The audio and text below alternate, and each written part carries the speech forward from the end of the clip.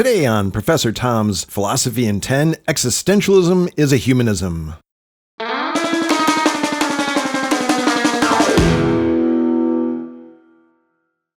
On October 29th, 1945, a bare 6 months after the end of World War II, at 8:30 p.m., a 40-year-old philosopher named Jean-Paul Sartre elbowed his way to the stage in the Salle de Centre in Paris, France, pushing through a shoving crowd, broken chairs, and swooning ladies to give a talk on what he called, of all the teachings, the least scandalous and the most austere, intended strictly for technicians and philosophers, existentialism. Existentialist philosophy in the popular mind had become, Sartre noted, synonymous with the ignominious, the base, with thinking of human beings not as social beings who can at least sometimes live in community and solidarity, but as existing only in a horrible, tragic isolation of subjectivity. Sartre reported that existentialists had been accused of forgetting how an infant smiles, of promoting a purely contemplative view of the world, of denying the reality and seriousness of human affairs, in short, of being passive nihilists who believe that nothing matters, that there are no objective values, and hence all things are permitted. Sartre sought to correct that view in a public lecture that the organizers feared beforehand might be a costly failure, but which, when published in book form in 1946 as Existentialism is a Humanism, became perhaps the single most widely read existentialist text and certainly one of the most influential. Existentialism as a Humanism presents a moral philosophy of total radical freedom and, seemingly paradoxically, total responsibility. So let's take these one at a time.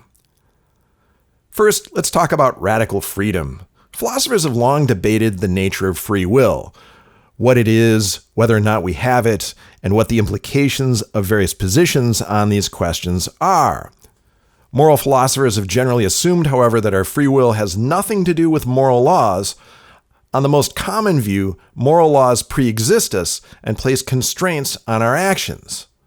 We may be free to choose to act in accordance with or contrary to those laws, but we are not free to change them, much less create new ones on this view.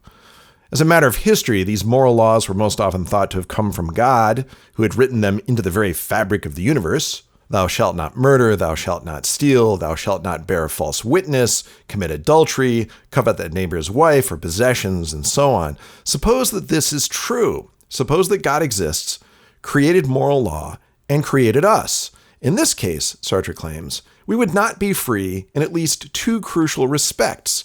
We would certainly have been created with a certain nature, a natural inclination to do that which is right and good, as St. Thomas Aquinas thought, for example, so that our behaviors to some extent would be determined, and we would not be free to choose the good for ourselves, to decide for ourselves what is right and what is wrong. For both personal and philosophical reasons, Sartre had become, by this point in his life, a thoroughgoing atheist, and described his moral philosophy as an attempt to think through the full implications of this atheism. Existentialism, he says in one of his more famous quotations, is nothing else but an attempt to draw the full conclusions from a consistently atheistic position. If there is no God, he reasoned, then there are no objective, pre-existing moral laws, and there is as well no human nature pre-given to us by a God. We are thus not just free in such a case, but we are radically free. We are free not just in the sense that we can choose to pursue this career or that career, this hobby or that one, but we are free to choose our own theories of right and wrong, to choose ourselves. Sartre sums up the condition of radical freedom in the phrase, existence precedes essence. For an object like a stapler, he says, the design comes before the actual object. For that reason, it has a nature, and that nature precedes the existence of the natural object. In such a case, essence precedes existence. Human beings, however, are thrust into existence, he says, and have no such predetermined nature. We are thus projects, and life is a process of making oneself. We make ourselves what we are, as he puts it, and our existence thus precedes our essence.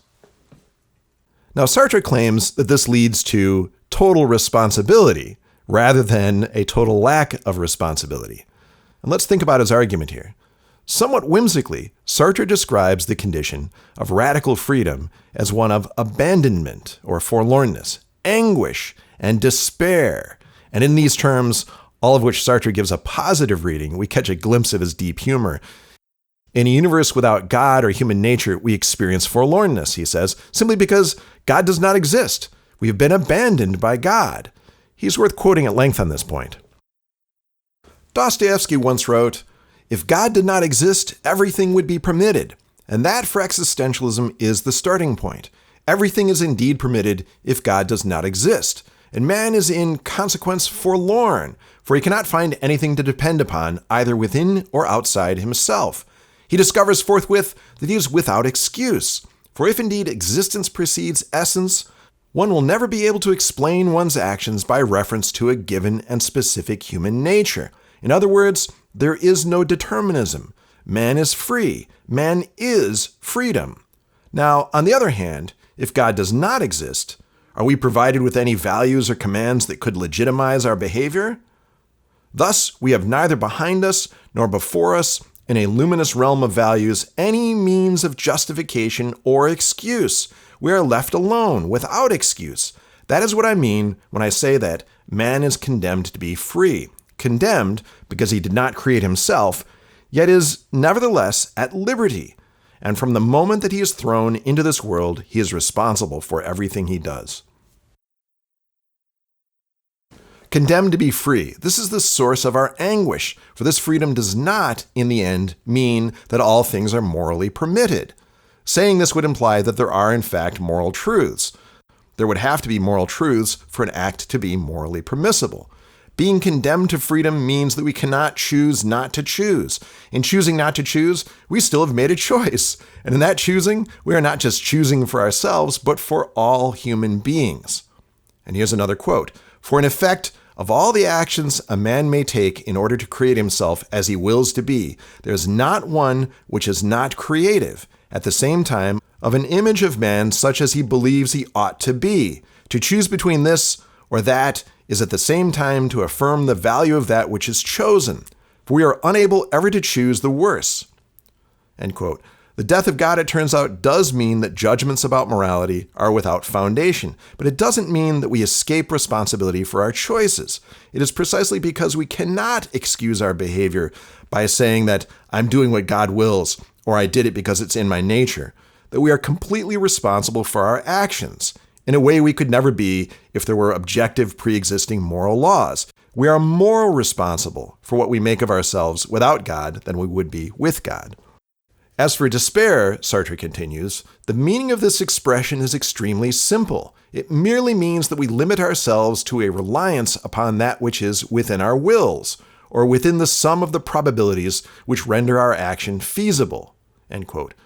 Without God, there is no reason to think that things in the universe happen for a reason. There's no reason to think that there is a grand plan, some order behind all of this that makes it just and good. Again, Sartre takes something positive from this, rather than concluding that it means that inaction, quietism, is justified.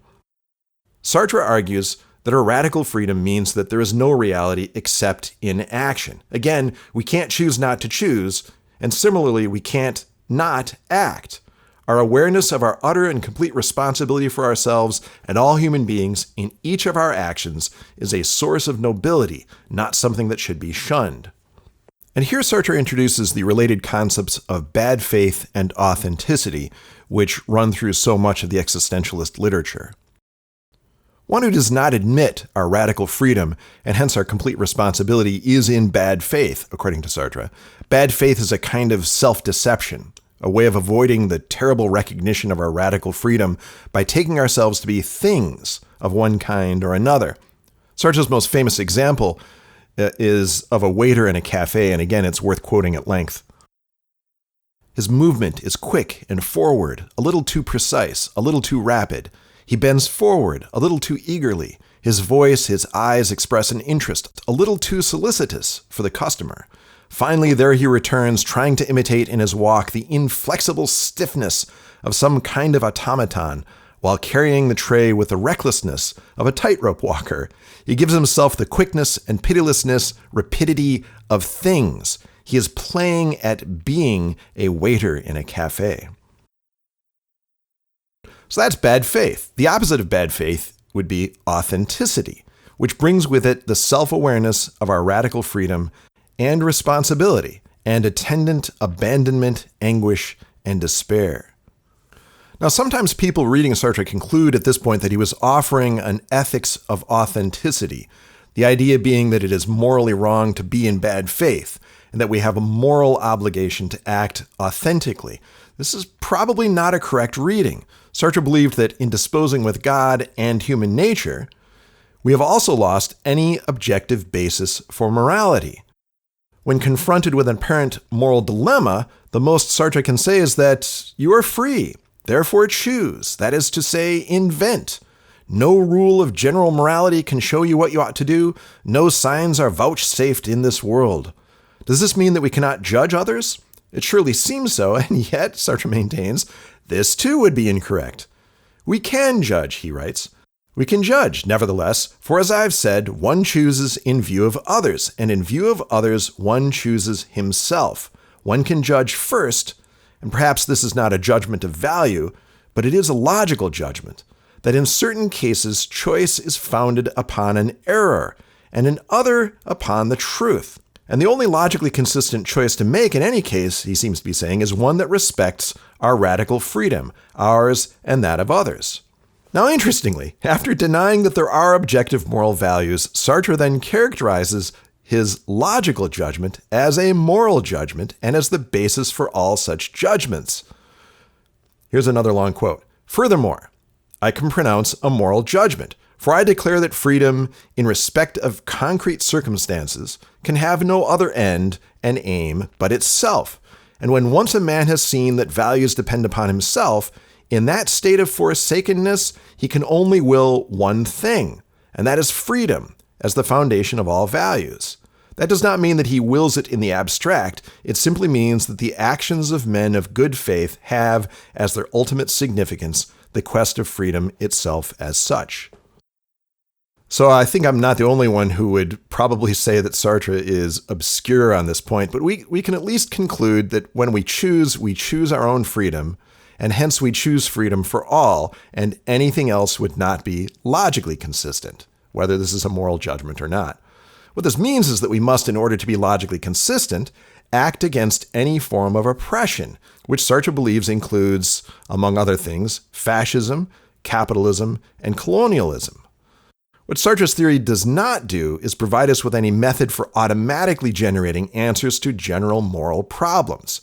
Each situation is new, is unique, and exists on its own terms. At most, we can make a general judgment about those who live in bad faith and who hide from their radical freedom. As he wrote, those who hide from this total freedom in a guise of solemnity or with deterministic excuses, I shall call cowards. Others who try to show that their existence is necessary when it is merely an accident of the appearance of the human race on earth, I shall call scum. One supposes that merely calling them logically inconsistent was not strong enough language for him.